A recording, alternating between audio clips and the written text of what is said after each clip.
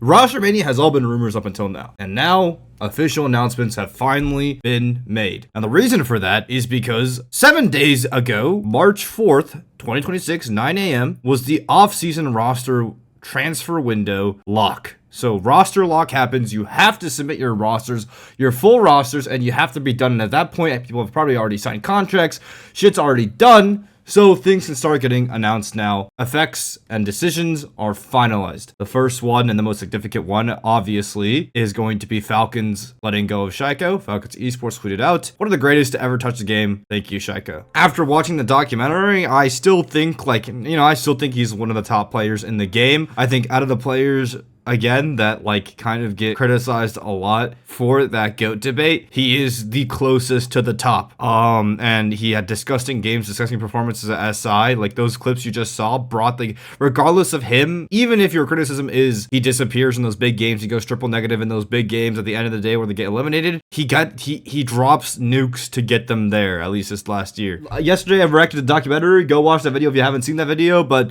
if you remember at the very, very end, they asked Shaiiko for his thoughts and he says this. I'm not really Say something sad. No, but I don't know, I'm gonna say something maybe sad or I don't know, but I think we are not built to win together. We don't understand properly each other, so when we talk to someone or 2-3 people are not listening, so I don't know if it's the language or I don't know, but sometimes we don't play together and that's why we lose. It's good top 2, top 3, but it's not a win.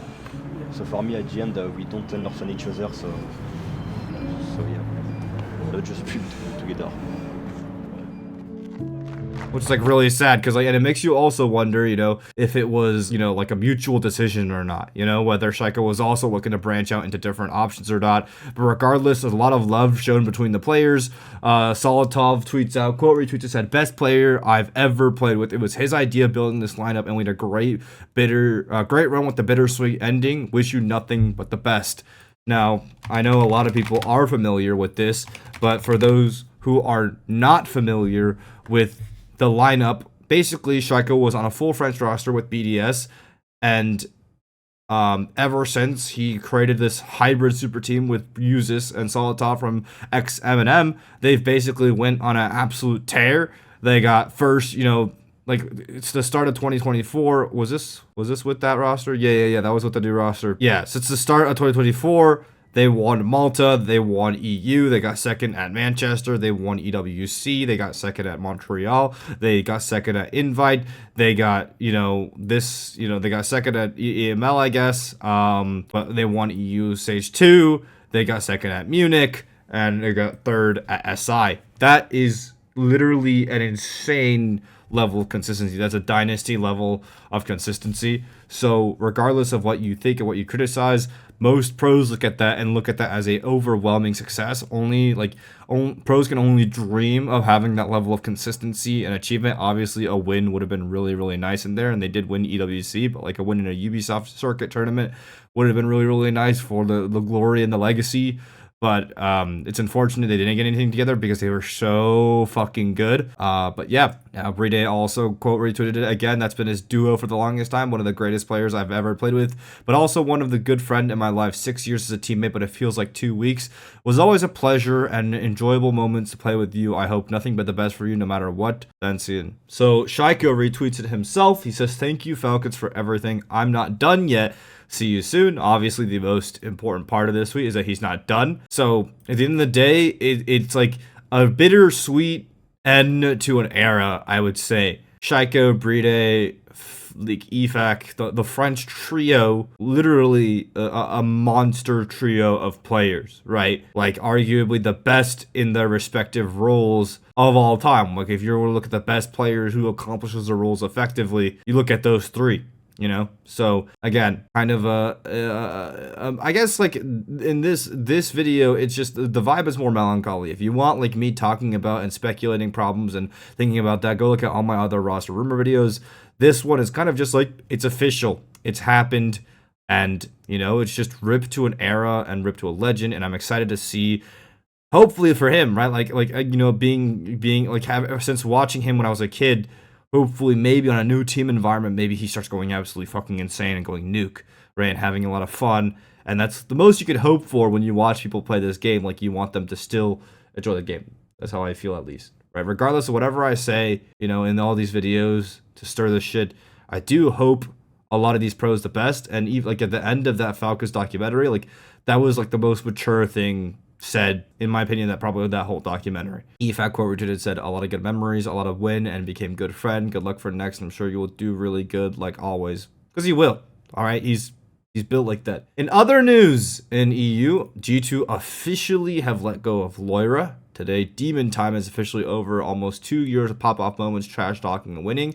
Thank you, Loira, and good luck in the future. Let me actually pull up Loira's Twitter because I had the most insight on this, because he actually directly said, G2 team decided to drop me from the roster for the 2026 season.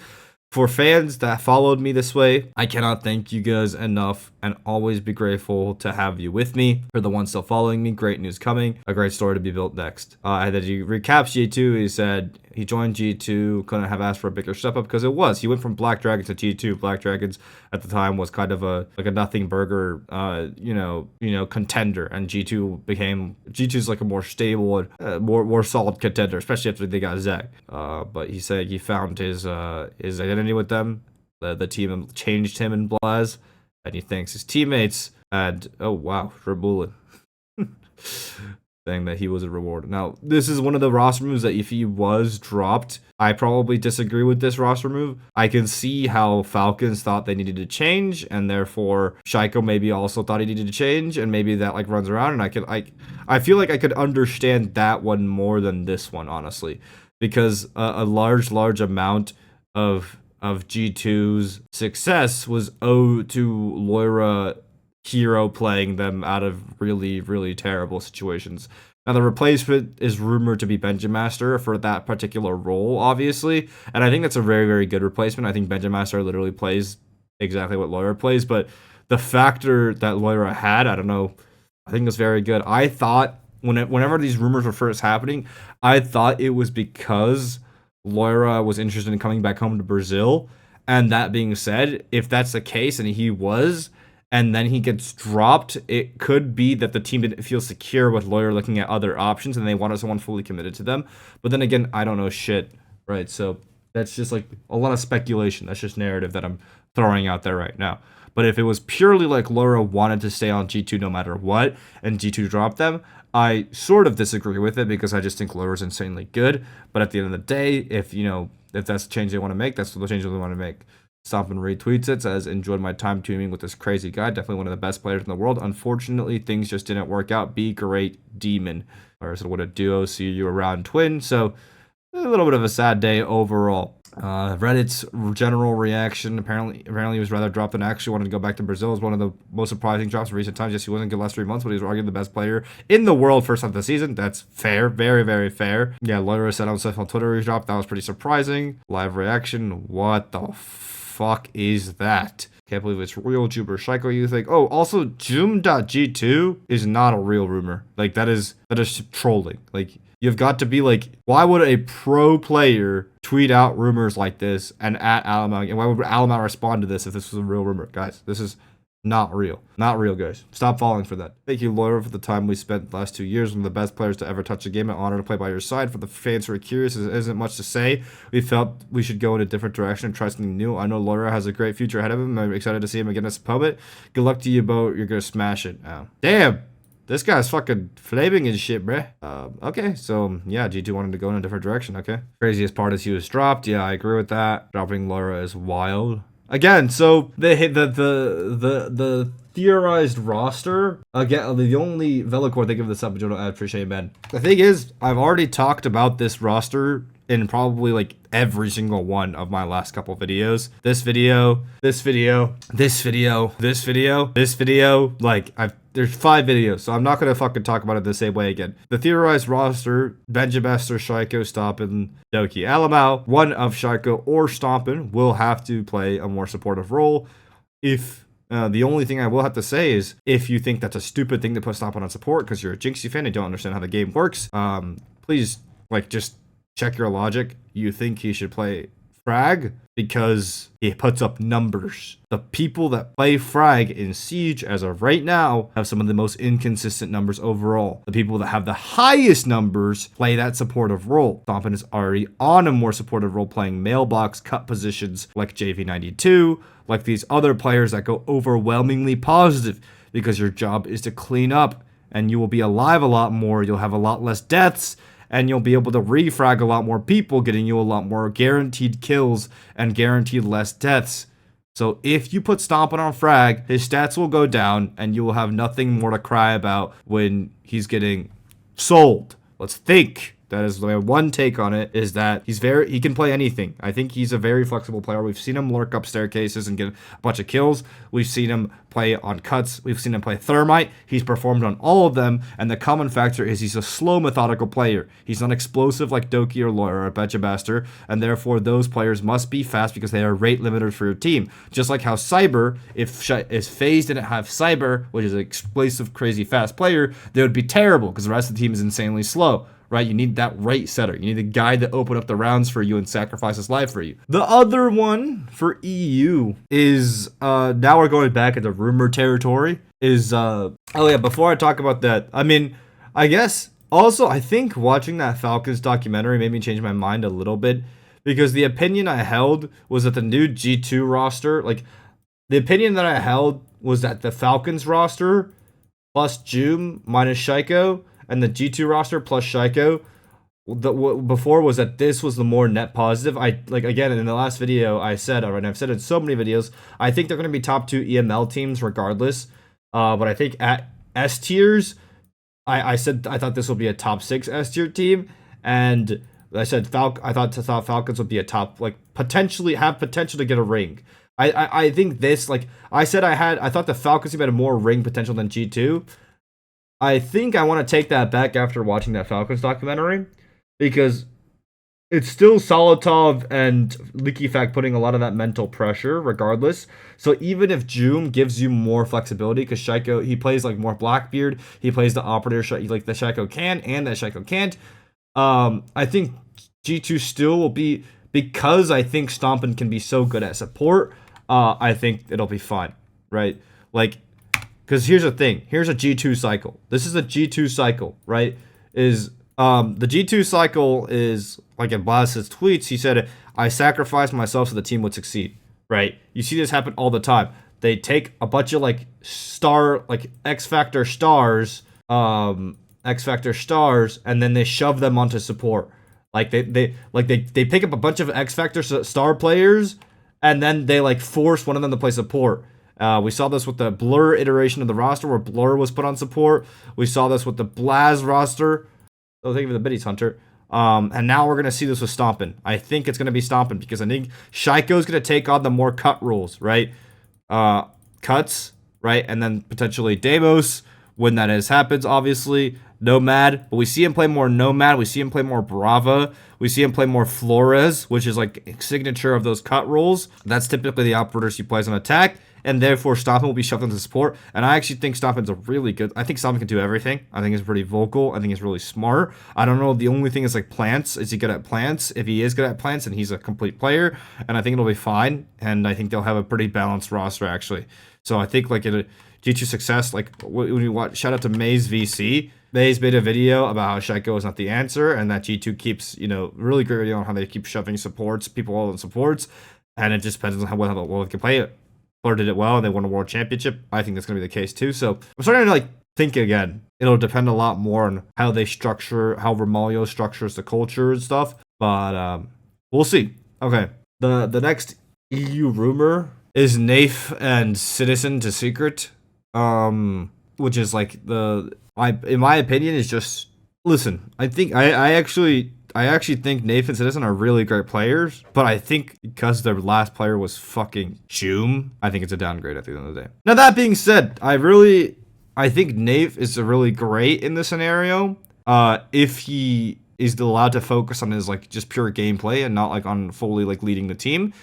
We saw him have really good performance when he was with Canadian on DZ with a double IGL system, where he's a secondary caller. And Savage is definitely going to be at the helm still. So I think this is good. The thing with CTZN is that like the rumors just, like, are that regardless, like he's statistically a monster of a player, and he's a really good guy. Like I love him, and I enjoy my interactions with him.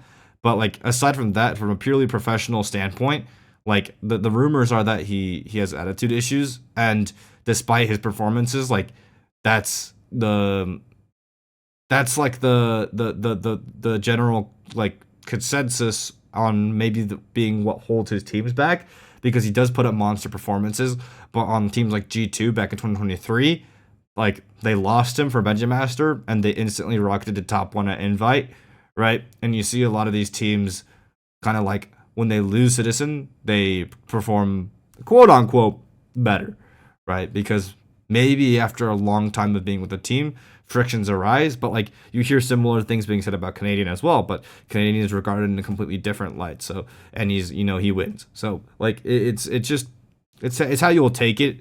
But this one, I think just because they used to have Joom, I think no matter what, it's just a net downgrade, because I think Joom was literally like team on the shoulders. But then again, they could surprise me, right? I would love to get proven wrong. I'd love to be put in like a TikTok edit or something and get proven wrong. I guess the last one would probably be Virtus.pro actually announcing their full roster. Again, they let go of Joystick and Shepard. And then I think Always had some IRL problems. So he said like he wanted to step back, and like that's why he's on sub. And they got Skies, Rorik, Naquo, and they're keeping Dan and Pasha. So this is just Gen G plus VP, and they're going to be playing an English roster now. They got Dark, who was a Brazilian coach of Fear X, who I made a video breaking down how that team uses fan and pressure to beat a lot of teams at a reload. So if you remember that guy, that's that reason. I think he's quite a smart coach. And Rorik, I'm not familiar with these players, and I just personally don't expect much because I'm not familiar. So I just have no idea. But I'm happy to see that this team is still going strong, and I'm happy to see there's players on the team that are able to learn English. Very sad to not see Shepard and Joystick competing, but I mean, you really wish the best for them. Then they're legends in the game. Pasha's fucking nasty. Yeah, Pasha's disgusting. Dan's disgusting. I mean, those are all great players. Naquo and Skies were high performers on the other team, and I don't know too much about Rorik. Okay, I don't know who said it, but someone found him on Telegram saying that he had IRL issues. Yeah, he's a sub, so he took a step back and he's playing on sub, and he still tries to be involved in practice and stuff to help out the team, but I think he has like some IRL stuff going on, so all the best to him, and I hope he figures it out. All right, moving on to North America. Official announcements for North America. The biggest one is going to be the 100 Thieves announcement. 100 Thieves that have arrived for Siege. I just flashed the DZ one. We'll talk about that later. Welcome to 100 Thieves. They have the full roster here. I'm going to play this. I'm going to turn on the audio, though, because I hope it's not, copyright or anything. But yeah, Yaga. I mean, this is just 1v5. This roster is essentially just OXG with Spirits and Pambazoo, right? But at the same time, again, I've broken down this roster a lot. This roster could also be regarded as Xset, or like at least the iteration of like the dream Xset roster. Because back when Xset was Xset and they first got acquired by M80, they always wanted to pick up Pamba. And this is like the realization of that. So they have Pamba, who's a disgusting fragger, at least for DZ back in the day. They have Spirit, who has like fully unlocked himself through, Beast Coast to DZ and found his role in the game as like kind of this X Factor meta abuser that could just like shit on everyone. And they have the OXG core, which is Adam, Yaga, and Gomez. Very solid frag capable players, very high performers, good players in general, but there's a couple issues that we need to talk about. There's a couple concerns off the rip of my head I have when I think about this system and this roster. Adam is really good. Yes, Adam is really, really good. Yeah, so this is going to be the team. They look really sexy in their 100 Thieves jerseys. Really happy for this org to be in here. Really happy they were able to acquire such a good roster again. And my boy Spirits is on there. I could do nothing but root for Spirits. But the concerns I really have are, one, OXG with that Yaga system on IGL has just been inconsistent, right? Despite the quality of their players, they have like some of the most like mechanically gifted players in the entire world. They got top 3 at Invite when they had Dream and Foxa. They had like a very solid support backbone, and then they got rid of, they had a disappointing stage after, and they got rid of their supporting cast. IGL Foxa, and they kept Dream though, and they added on like, you know, shooters, and they just kept doing worse and worse basically. I mean, they got 4th, but they failed to qualify for the major. They missed the second stage major, which by now it's like terrible. They missed EWC, they missed the first major, they missed the second major. They somehow make SI finally through last chance qualifiers, and they got 7th to 8th at SI, which I guess is decent, but it's like they got rid of Dream as well at this point, and they got 8th place when they got rid of their other support player in stage 2, I believe that was. And again, just the next year after that, 2025, they missed the first event. Or no, they didn't make this first event. They get the first event, but this is after, like, sorry, holy shit. Let me rewind. Rewind, Dapper. Rewind. But yeah, they get rid of Dream for stage 2.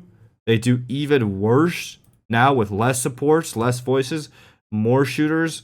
And then they finally qualify for Invite, but then they got a top 7 to 8 finish. It was a surprising run at Invite, I will say. And they seem to always make it. But yeah.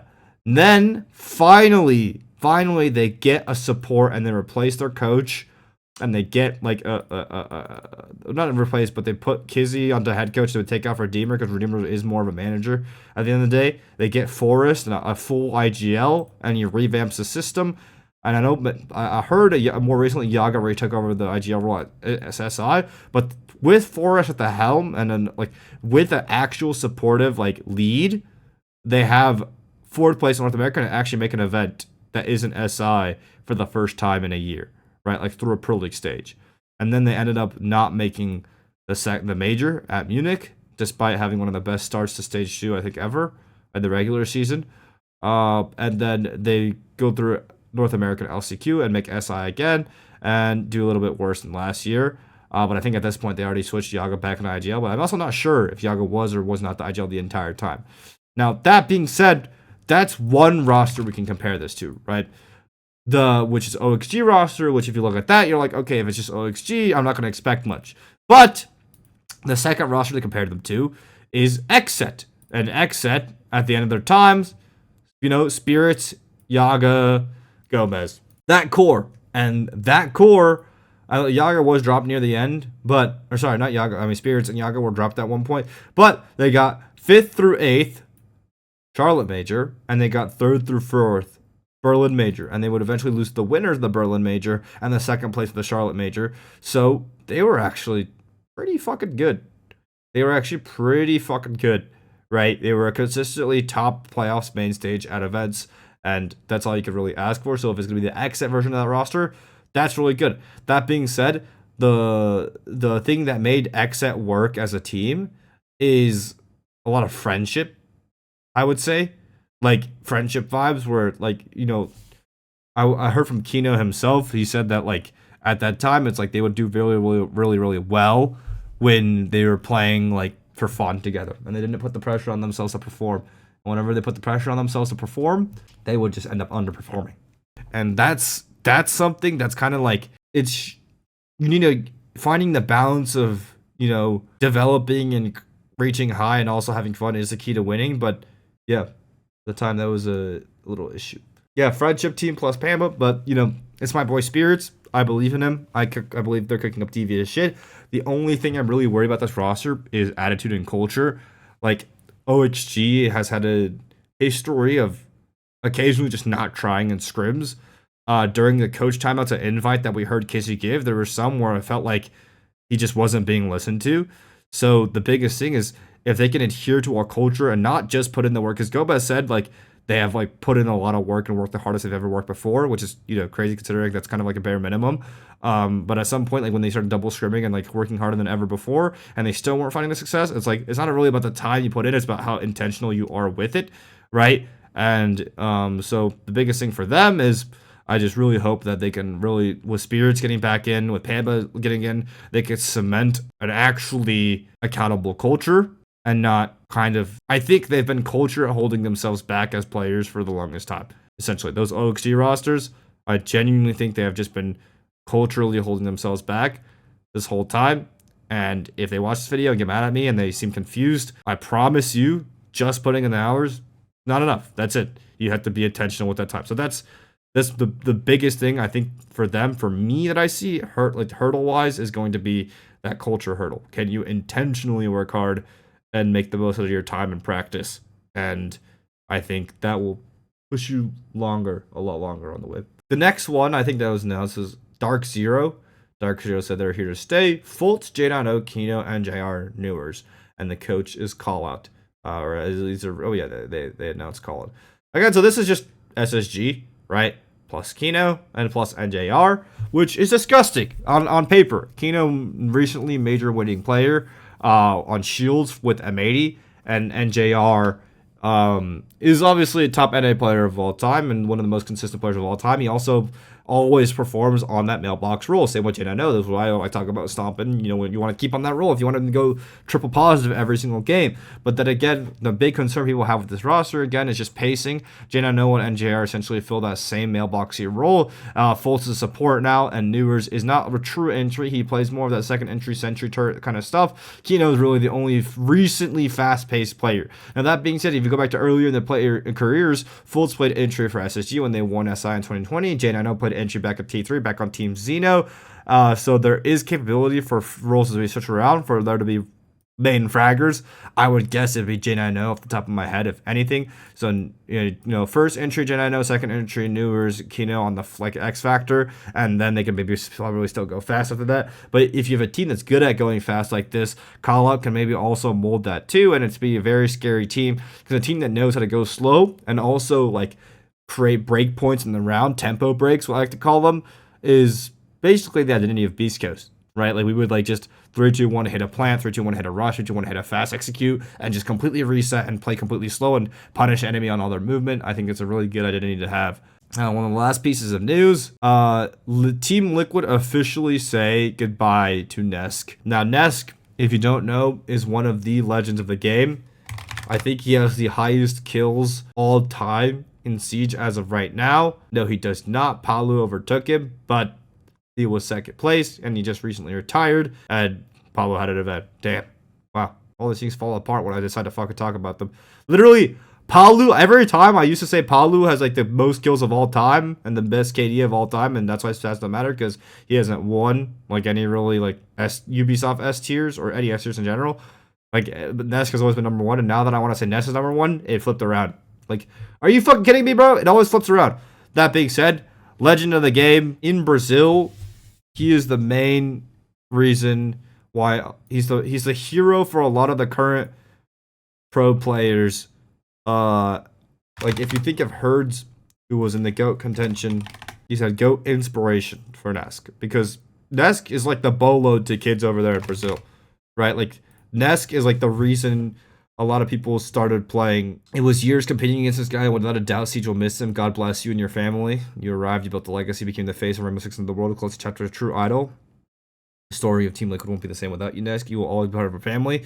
I applaud Team Liquid for always holding on to their legendary player. And overall, my one interaction I've had with him at Munich was, not Munich, at SI, was Abe coming over to fix my stream, because the stream setup was chocked.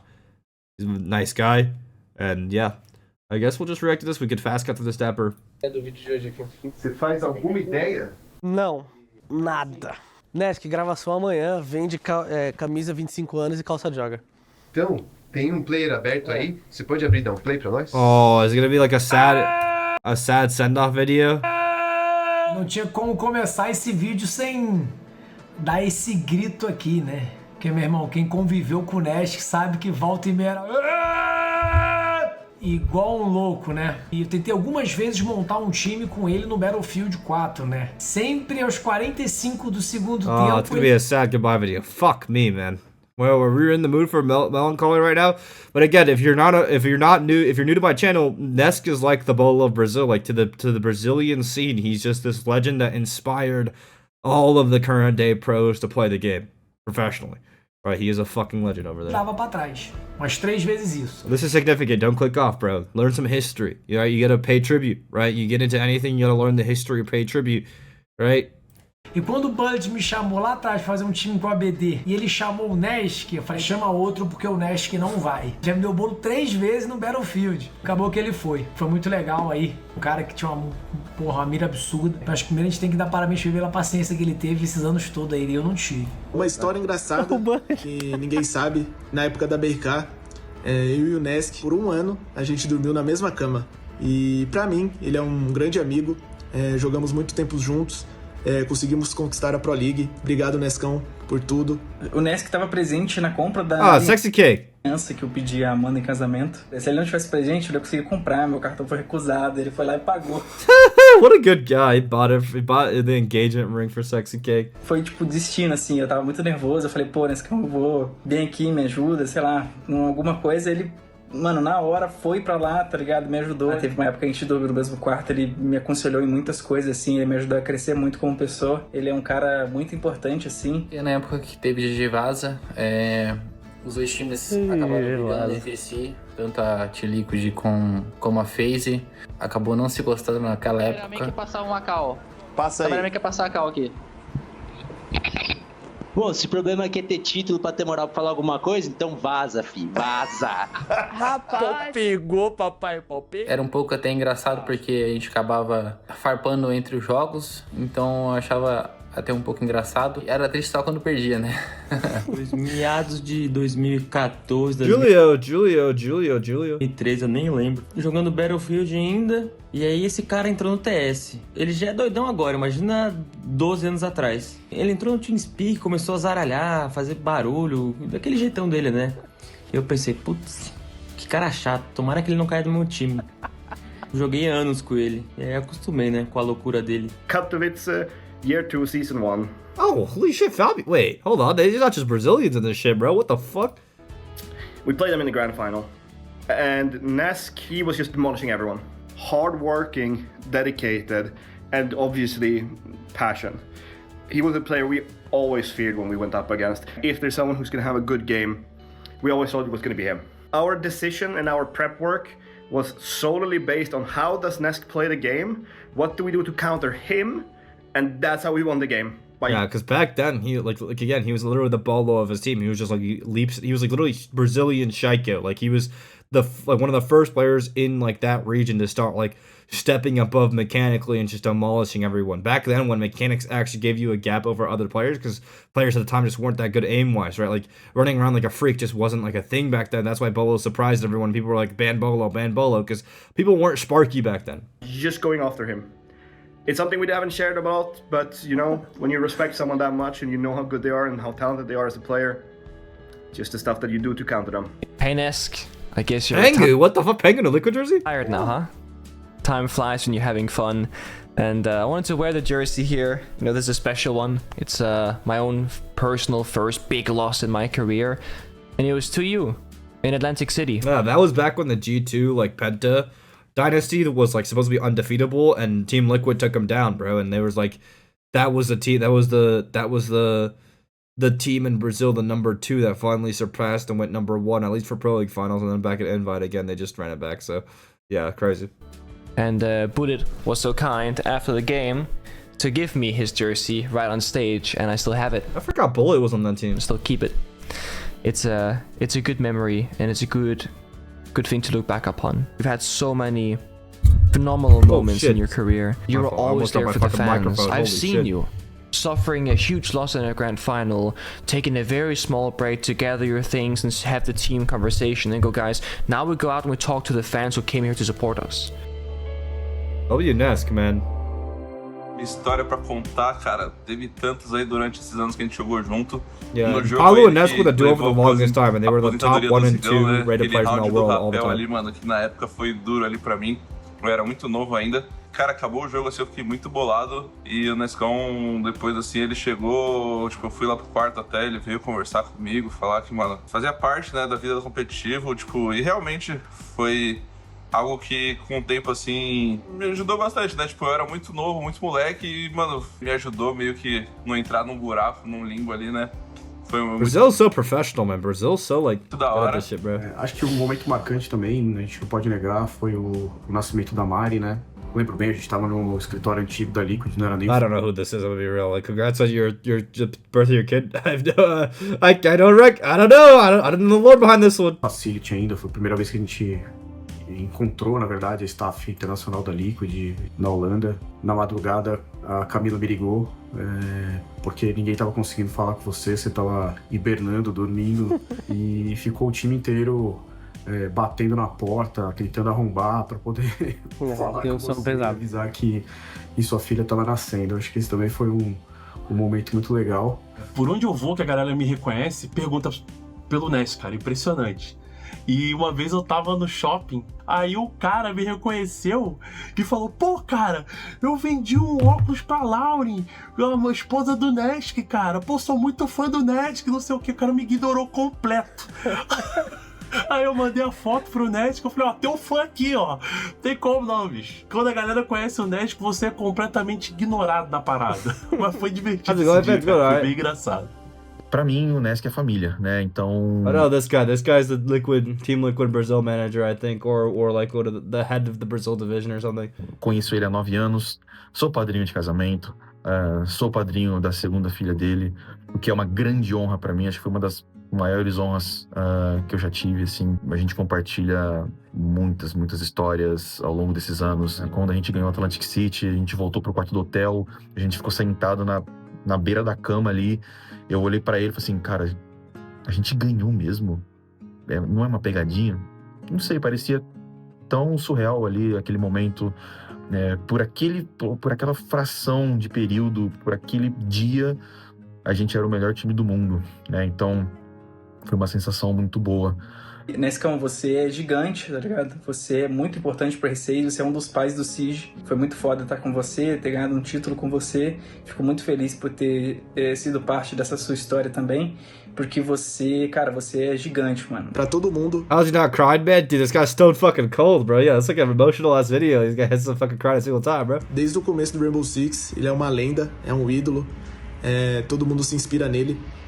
Então, ele fez uma grande história no cenário de Rainbow Six. Determinação, um cara que sempre foi fora da caixinha, um monstro do joguinho, sempre um cara bom de se lidar. Ele é um ídolo, não tem como negar isso, ele é um ídolo pro R6 no Brasil, ele é um grande jogador.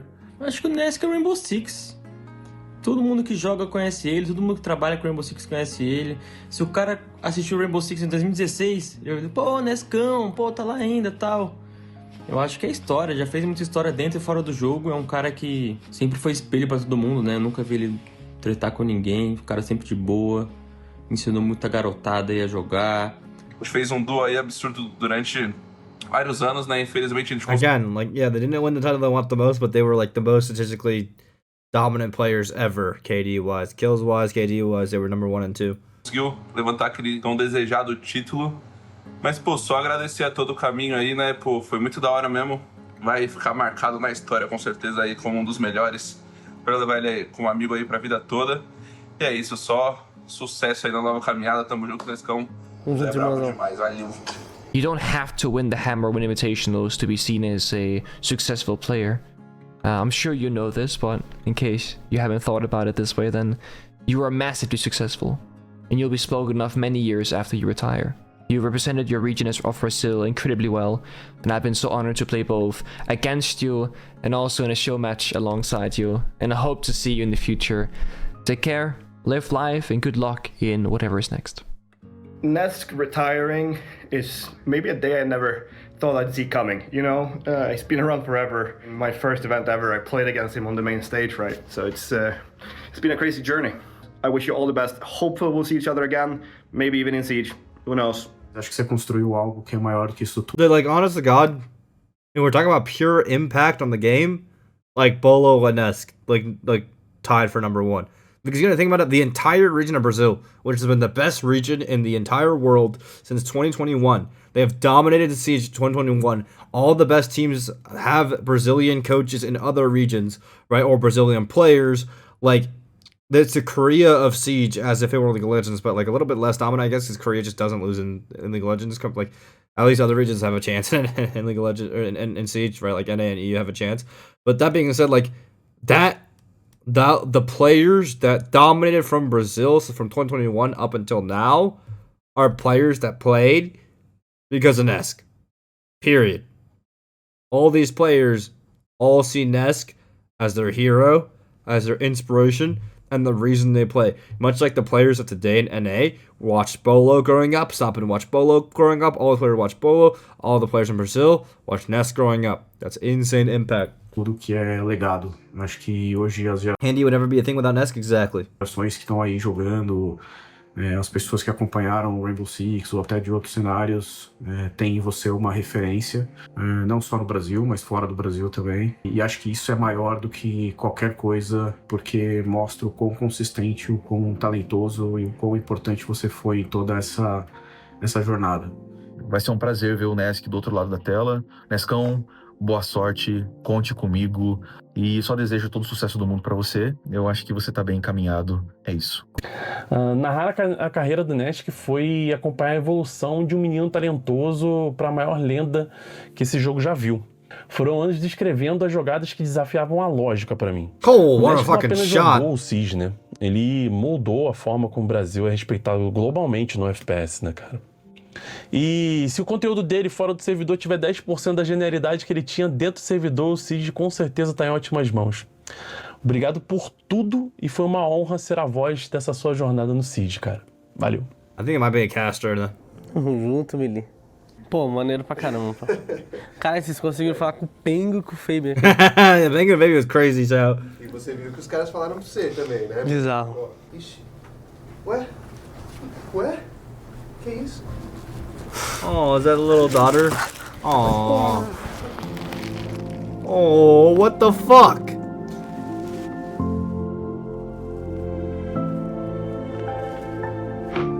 Is that his fucking dad? Now he's crying. Now he's crying, bro. What the fuck? That's messed up, man. They brought his whole fucking family in at the end, bro. Like, I'm almost crying, bro. What the fuck? Pô, foi muito maneiro competir todo esse tempo. Foi muito legal essa história. Agradecer a Liquid também. Se não fosse por ela, eu não teria continuado. Então, obrigado por tudo. E nos vemos aí agora em outros capítulos. Valeu, rapaziada. Valeu, Liquid. Tamo junto.